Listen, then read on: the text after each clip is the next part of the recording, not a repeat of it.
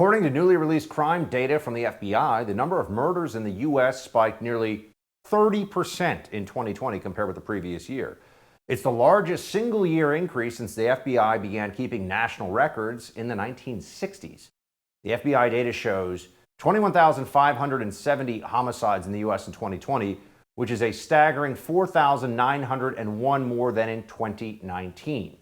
Overall, the violent crime rate inched up around 5%. Murder was up more percentage-wise in cities with a population between 10,000 and 25,000 than in cities of 250,000 to 1 million. So what caused these changes? If you've been watching the show, you probably have a good idea, but let's break it down with James Gagliano, retired FBI supervisory special agent. James, good to see you. Good to see you, Buck. Happy to join you. So just tell us this. Let's start with that top line number. The biggest increase in murders in 2020, and it really started about 6 months into 2020, around June, is when the real spike got going. What are the root causes of this? And what's your big takeaway from what we've seen? Sure, and Buck, as a quasi-academic right now, and I'm studying police use of force, specifically the NYPD across the last 2 decades. We're taught to look at this from the perspective that correlation does not necessarily mean or equate to causality. Now, I'll tell you this. I became a young FBI agent in 1990 and was assigned to the New York City office of the FBI. New York City had just suffered the largest number of homicides in its history, 2,262. By the time I retired in 2016, broken windows policing, stop, question, and frisk, CompStat, all those things that now are tarred as racist, kept communities in the city safer, and we dropped that number to under 300.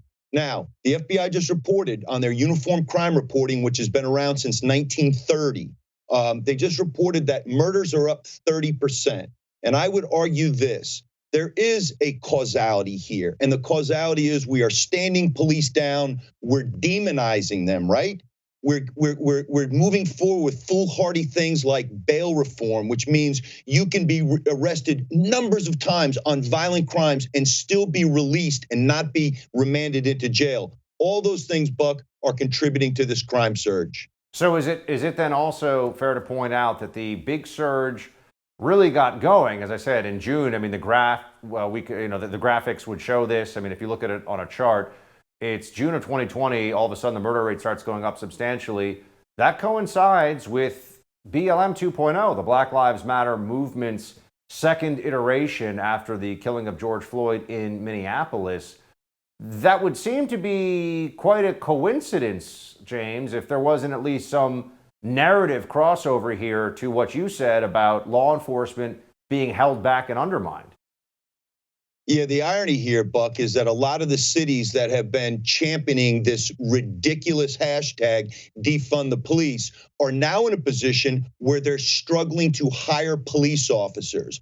What police officer, what candidate to be a police officer wants to come on the job now where they know that this insanity, this ludicrous nature of you cannot be proactive in policing. You have to sit back and you have to remain in a reactive posture. Look, we're seeing it in Minneapolis. We're seeing it in Atlanta. We're seeing it in Wisconsin. We're seeing it in New York City. We're seeing it in DC. And unfortunately, the media narrative that's out there, it was laughable yesterday. The FBI publishes its 2020 statistics in its uniform crime reporting. And what does NPR say? NPR says, yes, murders are up 30%. However, much of the violence was driven by firearms. So these sentient beings, firearms, are causing the uptick. No, that's not causing the uptick in crime. That's not causing the uptick in violent crime. And it's certainly not causing the uptick in homicides. It's the fact that people feel emboldened. They feel emboldened to target and harass police. Murders of police officers are up.